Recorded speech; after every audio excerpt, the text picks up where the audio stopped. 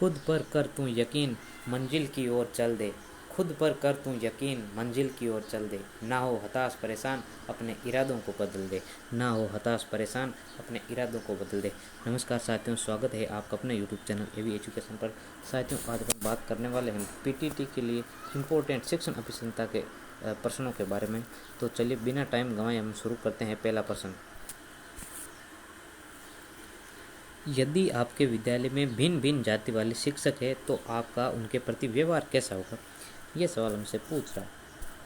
तो कोई भेदभाव नहीं रखेंगे, उनसे विशेष संबंध नहीं रखेंगे, केवल अपने विषय वाले शिक्षक से संपर्क रखेंगे, अपने कार्य से मतलब रखेंगे। तो इसका सही आंसर क्या हो जाएगा? भाई उनके साथ किसी भी प्रकार का क्या है, भेदभाव नहीं रखेंगे। ठीक है।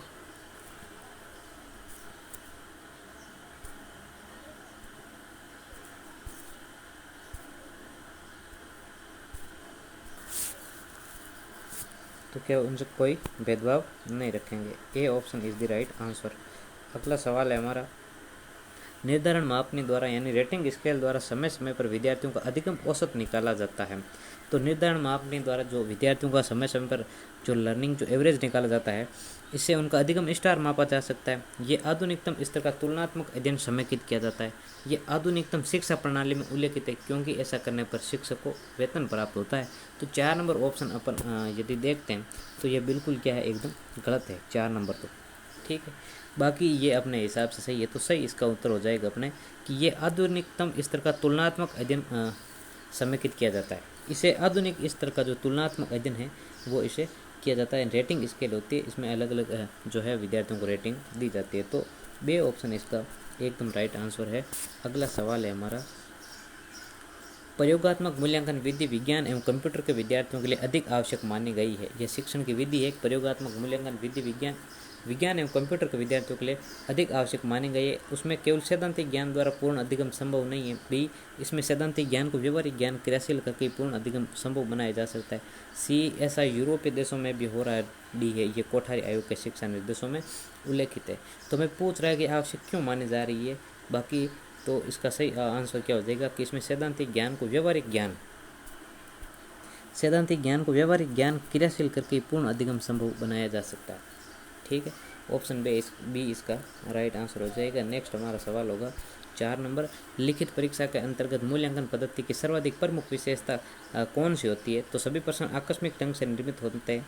ये पाठ्यक्रम से पूरे भी हो सकता है, इसमें संपूर्ण पूरे नहीं परे भी हो सकता है, यानी पाठ्यक्रम के बाहर से भी इसमें सवाल हो सकता है।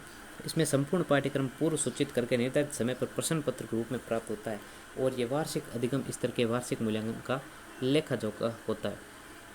तो इसमें क्या है कि संपूर्ण पाठ्यक्रम पूर्व सूचित करके निर्धारित समय पर प्रश्न पत्र के रूप में प्राप्त होता है, इसलिए ये क्या है, इसकी जो क्या है प्रमुख विशेषता है। कौन सी? Option C is the right answer. C इसका राइट आंसर, यानी से इसका राइट आंसर है। नेक्स्ट सवाल है हमारा 5वां, वो कहता है कि ज्ञान अर्जन के लिए शिक्षक को कैसा होना चाहिए? तो ज्ञान अर्जन के लिए शिक्षक को क्या होना चाहिए भाई? हमेशा क्या होना चाहिए? सजग होना चाहिए, प्रयासशील होना चाहिए। ये दोनों इसके परफेक्ट आंसर हो सकते हैं। तो कौन कौन से इसके सही आंसर हो सकते हैं? तो पहला प्रयासशील और सजग, इसके दोनों जो आंसर है ए और बे, ये एकदम परफेक्ट आंसर है। और जब इसमें भी अगर देखा जाए तो सजग जो है इसका सही आंसर हो जाएगा। वैसे इसके दोनों जो आंसर है एकदम परफेक्ट मुझे लगते हैं। यानी जो एग्ज़ाम कंडक्ट करवाता है वो कौन सा मान ले, या तो उनको ही पता रहता है कोई प्रयासशील माने या सजग, लेकिन ये दोनों सवाल क्या अपने बराबर महत्व रखते हैं, इसलिए हो सकता है कि दोनों एक साथ ऑप्शन में न भी मिले आपको। ठीक है, तो सजग सही मान लिया जाए। और नेक्स्ट सवाल है हमारा 6, सामाजिक परिपक्वता का क्या अर्थ है? तो सामाजिक परिपक्वता का मतलब क्या है? कोई बालक का फल की भांति पकना, या बालक में सद्बुद्धि एवं विवेक का विकास होना, बालक में सामाजिक कुशलताओं का विकास होना, या बालक का प्रौढ़ के समय संतुलित सामाजिक व्यवहार का प्रदर्शन करना। यानी परिपक्वता का मतलब ये है, सामाजिक परिपक्वता जो बालक जो होता है वो सामाजिक उसमें जो कुशलताएं होती है उनका विकास हो जाता है, यही क्या है, सामाजिक कुशलता है, सामाजिक परिपक्वता। यानी ऑप्शन जो से है इसका ये राइट आंसर हो जाएगा। अगला सवाल हमारा 7वां क्या कहता है कि बालक बालिकाओं के सामाजिक विकास का आधारभूत अभिकरण कहा जाता है? जो बालक और बालिकाएं होते हैं जिसका जो सामाजिक विकास का जो आधारभूत अभिकरण मतलब मेन चीज़ क्या है? तो उनकी मेन चीज़ क्या है कि वही विद्यालय, माता पिता, समुदाय है, जनसार, यानी उनका सर्वाधिक सामाजिक विकास कहाँ पर होता है, विद्यालय में होता है या माता पिता के द्वारा हो जाता है, समुदाय में होता है या जन संचार के द्वारा होता है। तो इसका सही आंसर मेरे ख्याल से option C is the right answer हो जाएगा, यानी समुदाय जो है एकदम आधारभूत अभिकरण है जहाँ पर जो है बालक बालिकाओं का सामाजिक विकास अच्छे तरीके से होता है। ठीक है, समुदाय यानी हमारा समाज है, सोसाइटी जो है। नेक्स्ट सवाल हमारा यह है कि सामाजिक बुराई को दूर करने के लिए आप क्या करेंगे। तो सामाजिक बुराई को दूर करने के लिए भाई क्या करेंगे, कुछ नहीं करेंगे, संकल्प लेंगे, पोस्टर द्वारा जागृति लाएंगे या जन चेतना जागृत करेंगे। यानी समाज को जो बुराइयां हैं समाज की, उनको दूर करने के लिए हम क्या करेंगे भाई, समाज में जो है जागृति फैलाएंगे, समाज में जो अवेयरनेस लाएंगे, यानी जन चेतना जागृत करेंगे। इसलिए option A is the right answer. ठीक है, नेक्स्ट अपन चलते हैं। हमारा 9वां सवाल क्या कहता है कि वाणी एवं भाषा का विकास नहीं होने का क्या कारण है।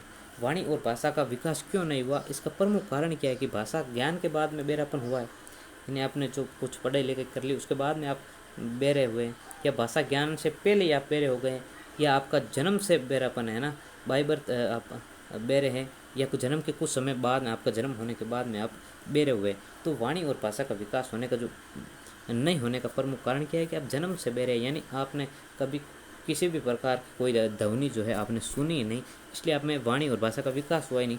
इसलिए डेफिनेटली इसका सही आंसर क्या हो जाएगा, ऑप्शन सी, यानी जन्म से बेरापन इसका प्रमुख जो है विकास नहीं होने का प्रमुख कारण है। क्योंकि जो बच्चा होता है वो कुछ जन्म से बेरा होगा तो उन्हें तो किसी भी कुछ सुन पाएगा, जब सुनेगा ही नहीं तो वो बोल कैसे पाएगा, अभिव्यक्त कैसे कर पाएगा, यानी उसमें वाणी और भाषा का विकास हो ही नहीं पाएगा। क्योंकि अच्छा वक्ता वही बन सकता है जो अच्छा श्रोता होता है। यहाँ पर तो जन्म से बेरापन है, इसलिए उसने अच्छा क्या कुछ भी नहीं सुना है, तो वो क्या हो गया, वहाँ पर वाणी और भाषा का विकास नहीं होगा। तो नेक्स्ट सवाल हमारे क्या कहता है, 10वां सवाल, ऑपरेशन ब्लैक बोर्ड का क्या अर्थ है। ऑपरेशन ब्लैक बोर्ड का क्या अर्थ है भाई, प्राथमिक विद्यालयों की सुविधा में सुधार है, कम से कम 2 अध्यापकों की व्यवस्था करना, या प्रत्येक स्कूल में ब्लैक बोर्ड की व्यवस्था करना, अध्यापकों के द्वारा ब्लैक बोर्ड की व्यवस्था। Option A is the right answer. Next सवाल है हमारा 11वां, निम्नलिखित में से कौन सी दृश्य सर्वे सामग्री है, यानी ऑडियो विजुअल जो सामग्री कौन सी है। रेडियो है, रेडियो ऑडियो है केवल सर्वे सामग्री, ब्लैक बोर्ड केवल दृश्य है, टेलीविजन दृश्य सर्वे दोनों, OHP ओवरहेड प्रोजेक्टर ये प्रक्षेपी सामग्री है। तो टेलीविजन जो है या क्या इसमें ध्वनि भी आती है और विजुअल, यानी जो ये दृश्य सर्वे साधन है, यानी इसमें दिखाई भी देता है और साथ में अपन जो चीज़ें दिखाई गई है उसके बारे में हम सुन भी सकते हैं। तो दृश्य सर्वे सामग्री कौन सी हो गई, टेलीविज़न जो है ये दृश्य सर्वे सामग्री है, ऑप्शन सी यानी से। नेक्स्ट चलते हैं अपन 12वां सवाल हमारा ये कहता है कि शीर्ष गोपनीय संप्रेषण हेतु, शीर्ष गोपनीय संप्रेषण हेतु स्रोत एवं ग्राहक संप्रेषण के मध्य की जो क्या है दूरी है वो कितनी होनी चाहिए, सही दूरी कितनी होनी चाहिए।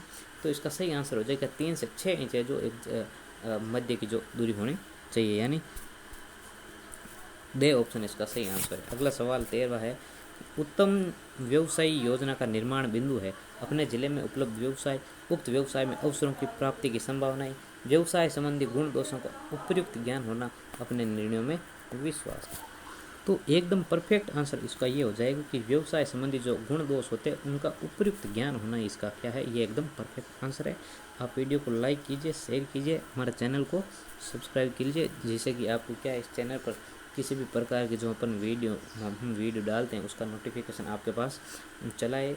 इसलिए आप उसको क्या करें, बेल आइकन को आप प्रेस कर दें और घंटी वाला जो है चैनल उसको भी दबा दें। चैनल को सब्सक्राइब करें, ज़्यादा से ज़्यादा अपने दोस्तों के साथ शेयर करें और वीडियो को लाइक तो ज़रूर करें। नेक्स्ट सवाल हमारा यही है, क्या है कि उत्तरदायित्व की भावना का प्रारंभिक पाठ बालक ग्रहण करता है, यानी जो उत्तरदायित्व की भावना बालक में सर्वप्रथम कहाँ से शुरू होती है। तो इसका सही आंसर क्या होगा आपके हिसाब से, आप ही बता दो भाई। डेफिनेटली घर से ही वो उत्तरदायित्व जो है उत्तरदायित्व की भावना का विकास होगा। ठीक है, वो जिम्मेदारी लेना कहाँ से सीखेगा भाई, तो घर से ही वो जिम्मेदारी लेना सीखेगा सर्वप्रथम। चलो अगला सवाल कहता है हमारा 15वां कि स्वयं की रुचि निर्भर होनी चाहिए, जो हमारा इंटरेस्ट होता है वो किस पर निर्भर होना चाहिए। हमारा इंटरेस्ट कौन निर्धारण करेगा, माता पिता करे या समाज, मित्रों पर या स्वयं पर। तो भाई हमारी रुचि है तो हम ही हमारे ऊपर ही निर्भर होगी, हम जो चाहें वो ही कर सकते हैं। हमें कौन से स्ट्रीम में जाना है, साइंस मान लो, जैसे अपन 10th के बाद में 11 करते हैं जब 11th में एडमिशन लेते हैं, हमें साइंस स्ट्रीम में जाना है, आर्ट्स कॉमर्स किस स्ट्रीम में जाना है, मैथ्स लेनी है, बायोलॉजी लेनी है, एग्रीकल्चर लेनी है, साइंस आर्ट्स में भी जो अलग अलग सब्जेक्ट होते हैं उनमें से कौन सा लेना है, ये कौन सेलेक्ट करेगा? हम ही तो सेलेक्ट करेंगे। इसलिए जो हमारा इंटरेस्ट होगा जिस विषय में, उस विषय को अपन क्या करेंगे? सेलेक्ट करेंगे। तो ये किस पर निर्भर करती है? हमारी जो रुचि होती है वो हमारे ऊपर ही निर्भर करती है, किसी और पर निर्भर नहीं करती। किसी और व्यक्ति द्वारा यदि उसकी रुचि को हमारे ऊपर थोप दिया जाएगा तो हमारा उसमें मन नहीं लगेगा, तो हमारी रुचि उसमें रहेगी नहीं, और डेफिनेट उसमें क्या होगा, जो हमारा मस्तिष्क वो तनाव आ जाएगा, फ्रस्ट्रेशन आ जाएगा, चिंता तनाव के कारण हम क्या करेंगे?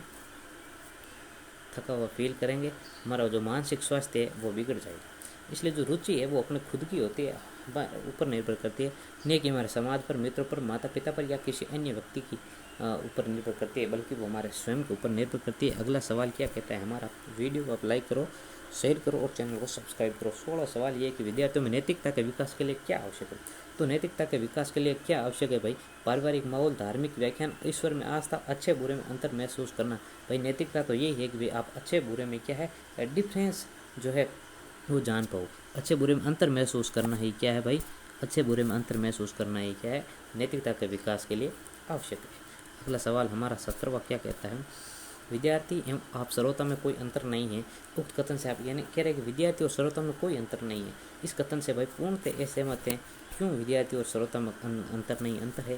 क्या केवल विद्यार्थी सर्वोत्तम बन सकते हैं? ऐसा कदापि सही नहीं है। यानी इस कथन से अपन पूर्णतः असहमत है। ठीक है। अगला सवाल है हमारा 18वां, भूल सुधार पद्धति को किस प्रकार बढ़ावा दिया जा सकता है? यानी जो भूल सुधार पद्धति है उसको नाटकीय तरीके से अपन क्या करते हैं? बढ़ावा दे सकते हैं। अगला सवाल चलिए अपना 19वां सवाल है, प्राप्त संकेतों को व्यक्तिगत अर्थ से जोड़ने, जो संकेत हमें प्राप्त होते हैं उनको व्यक्तिगत अर्थ से जोड़ने की प्रक्रिया क्या कहलाती है? तो उनको व्यक्तिगत अर्थ से जोड़ने की जो प्रक्रिया है वो सुसाध्यक कहलाती है। कौन सी? ऑप्शन सी, सुसाध्यक वो कहलाती है। अगला सवाल है हमारा 20वां, लास्ट सवाल है आज का। आपको यदि व्यवसाय के चयन के लिए स्वतंत्रता दी जाए तो आप सर्वोच्च प्राथमिकता किसे देंगे? यानी आपको पूछ रहा है कि आपको यदि व्यवसाय के बारे में पूछा जाए तो आप किसको सर्वोच्च प्राथमिकता देंगे? चिकित्सा को, बैंक अधिकारी को, शिक्षण को और कानून को? तो भाई मैं तो शिक्षण को ही सर्वोच्च प्राथमिकता दूंगा, क्योंकि इसी में मेरा इंटरेस्ट है। ठीक है, आपको भी मैं यही कहूँगा, ऐसा प्रश्न आ जाए तो शिक्षण ही करना, क्योंकि जब ये सवाल शिक्षण के बारे में पूछ रहा है तो हमें शिक्षण ही करना है। ठीक है, बाकी किसी ऑप्शन और को सिलेक्ट नहीं करें, हमें तो शिक्षण को ही प्राथमिकता देनी है, क्योंकि हम जो एग्ज़ाम देने जा रहे हैं वो शिक्षा के बीएड आप यदि करेंगे तो उसके बाद में आप क्या बैंक अधिकारी बनेंगे या वकील बनेंगे? डॉक्टर थोड़ी बनेंगे, आप बनेंगे क्या? टीचर बनेंगे। इसलिए जो ये ऑप्शन कौन सा सेलेक्ट करेंगे? शिक्षण ऑप्शन को ही सेलेक्ट करेंगे। तो ये थे आज के हमारे जो 20%। उम्मीद करते हैं आपको पसंद आए, अच्छे लगे, और आपकी जो पीटीटी एग्ज़ाम है उसके एग्ज़ाम में आए, इससे आपको और भी ज़्यादा हेल्प मिल, एक अपने आपके जो दिमाग में इनसाइट पैदा होगी, भाई शिक्षण अभिक्षमता के किस प्रकार के प्रश्न आते हैं। तो आपका दिमाग इनको देखेगा, एक्टिव भी हो जाएगा, भाई किस प्रकार के प्रश्न आते हैं और उनके उत्तर किस प्रकार से दिए जाते हैं। वैसे इसमें सही उत्तर के लिए 3 अंक, फिर 2, फिर 1 और लास्ट प्रश्न में 0 अंक, मतलब एकदम गलत जो ऑप्शन होता है उसका 0 अंक दिया जाता है। तो इनमें आपको ज़्यादा टेंशन लेने की ज़रूरत है नहीं। आप वीडियो को देखिए, आगामी वीडियो को भी आप देखिए, जिससे आपको निश्चित रूप से सफलता मिलेगी। धन्यवाद।